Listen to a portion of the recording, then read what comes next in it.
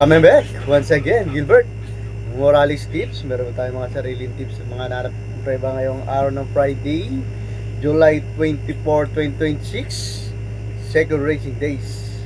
Number 2 Papatanawan City, Batangas. Hindi po muna itong programa ko pong pinaprip. We have 8 races. May dalawang set ng Peak 5. Isang set ng winner take all. Peak 6, Peak 4 at last DD plus 1. At ang start time po natin ay 5:30. At ang ganda po ng ating lineup. Tingin ko po dito sa lineup, parang lineup ng Merkules. At sana po makaraos ang ating mga Gilbert Morales tips. Ang tayong nga rin lang po ng aking maliit at muntik pong white channel. Ang mapatama ko lang po ay pinag-aaralan, sinisilip ang bawat preba po niya sa big page ng programa para meron po sa inyo mabigyan ng magandang informasyon sa reading pag-aaral. At hindi ko na po tatagalin. Good luck in race number 1. 3-year-old and above maiden race placers. Ibig sabihin po ng placers, maganda po mga novato run o barrel run. At yung last run po nilang tinakbo, i-start po ng first Peak 5 event, that is 1200 meters. 8 hours po maglalaban dito. Dalawa po akong aking tips, isang baguhan at isang veterano na po sa maiden assignment. Ang primero ko po dito, baguhan nga po. Ganda po, gustong gusto ko po yung barrel run po nito. Naka-break lang po, napakalayo sa kalaban niya po. Yung numero 8 na si Litigate. May 1.13 po to, di po ginalawan ni Pubs.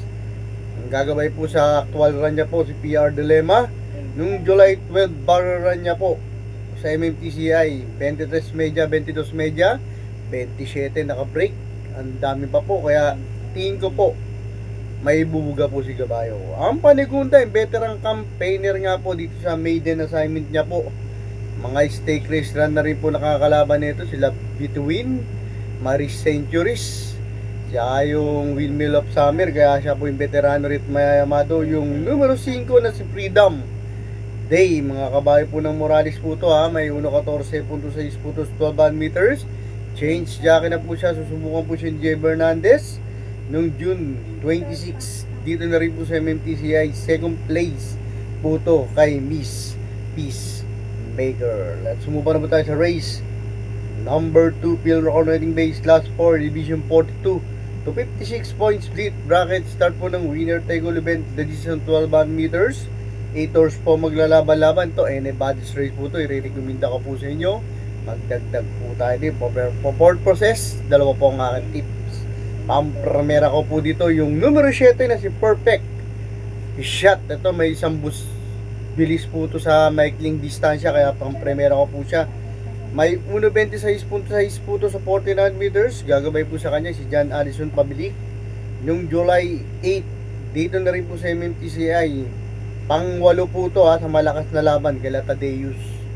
Ang Panigunda, nandun na rin po sa laban nila Tadeus. Yung numero 5 na si Trump Peter, ito kung pipilit yung na to, may bilis din po to si Gabayo. May 1.12.6 naman po to sa 1200 meters. Gagabay po sa kanya, na-regular sa kanya na si Noel C. Lunar.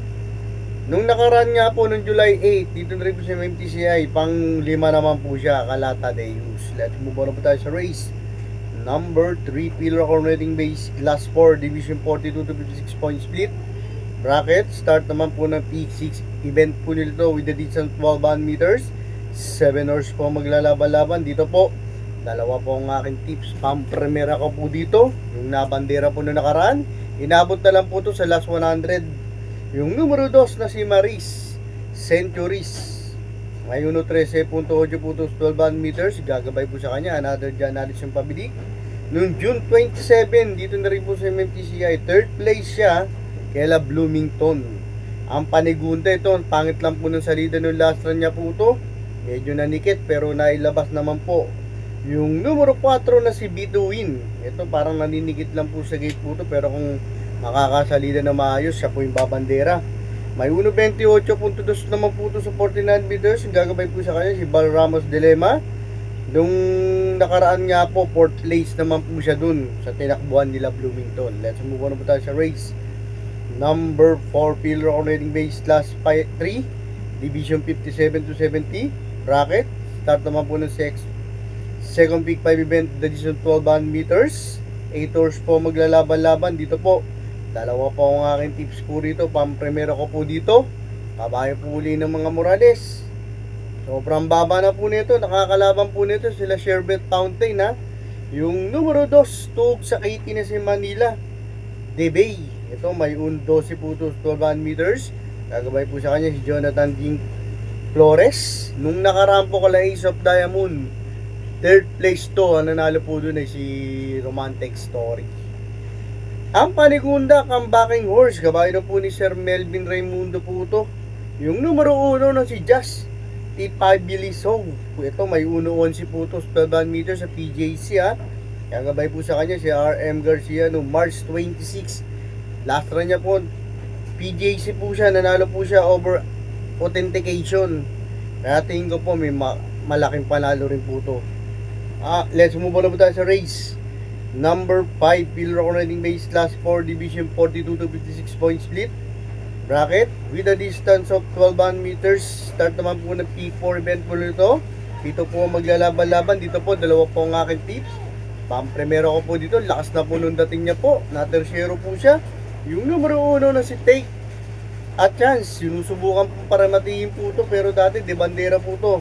May 1.15 puntos putos 12 meters. Gagabay po sa kanya si CB Garganta ng July 10.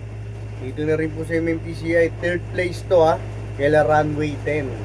Ang Panigunda yung may amado po rito, bagong baba po dito sa grupo.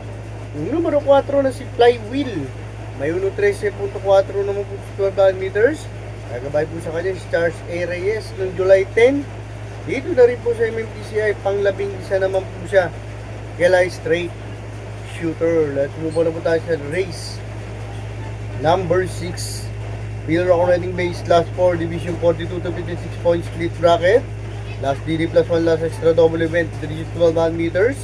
7 hours po maglalaban-laban at andito naman po ang ating 1 for the day ngayong araw ng Friday M4A4.